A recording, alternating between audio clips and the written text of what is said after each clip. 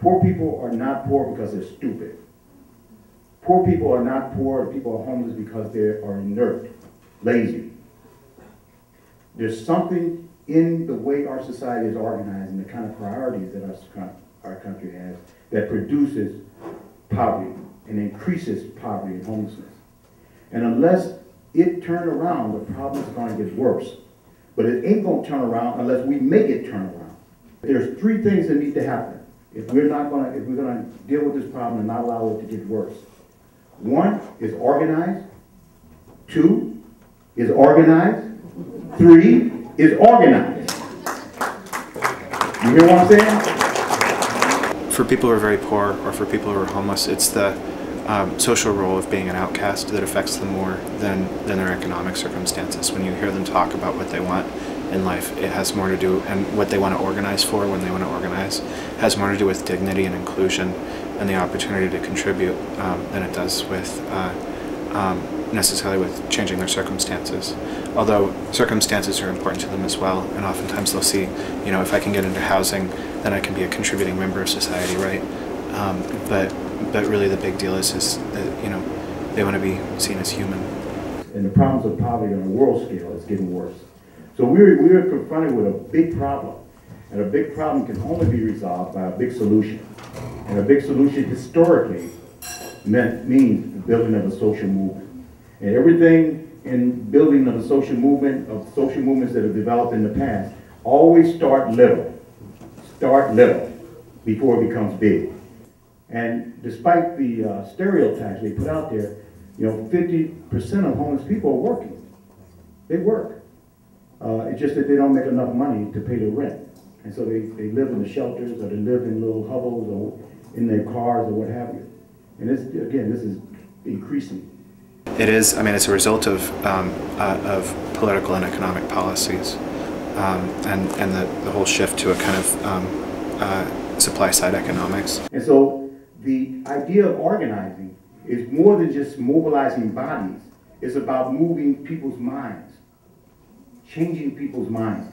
I believe that you know, government programs are not the only answer, and economic improvement is not the only answer. That we have personal duties and a personal opportunity to actually impact it directly ourselves.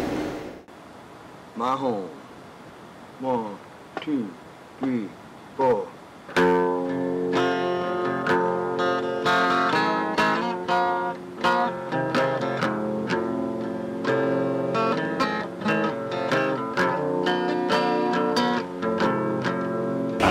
Camp Quixote is a really good example of a really powerful community, and I think it happens too because the camp eats together a lot, and they have weekly meetings, and they have, you know, they're invested in each other. I think there are a lot of homeless people, more than we really realize.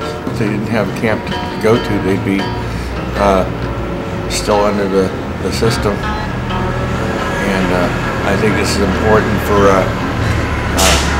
part of the community to have a place for people to go. My biggest reason for wanting to join the camp was I wanted to get sober because I used to drink pretty heavily. I was a working class drunk, and Camp Quixote has a strong no drug and alcohol policy, and so that really helped me a lot to get sober. Community to me is coming here, and if you're battling alcohol or drugs, or you're fighting bills, or you're fighting operations, like me, this is a place you can come and do it, and you can still walk away proud and tall because of the different facilities that come down and help us. One thing I would describe Camp Quixote as is very humane. I look at each and every person here as an individual gift, and you get to know them as individuals, not as a stereotype on the street. My case, I struggled all last year with trying to take care of back child support, Social Security, hip replacement, and DSHS with the medical coupons that I need to do this hip replacement. And without being and Camp Quixote, I do not believe that I would have been able to do it. I've been here 4 months. We're all packed in here like sardines, and it's been tough on all of us, you know. And so out of necessity, we have to look at the problems and then try and develop policies to solve those problems. And the nice thing about this type of a living, this type of an arrangement, is you can implement a new policy. If it doesn't work, you can just keep on rolling and try something different.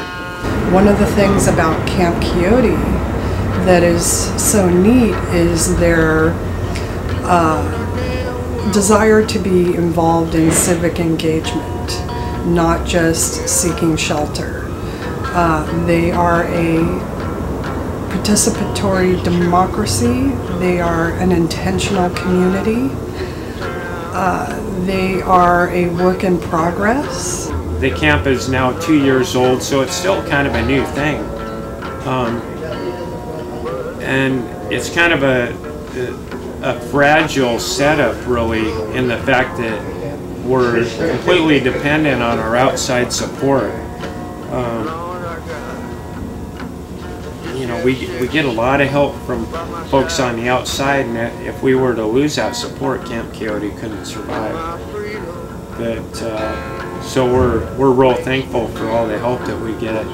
One of the things I've been really impressed with Camp Quixote is the opportunities for a whole lot of different kinds of interactions, not just with the camp, but the fact that we have college students up there volunteering at the camp who are interacting then with members of the church that are volunteering at the camp.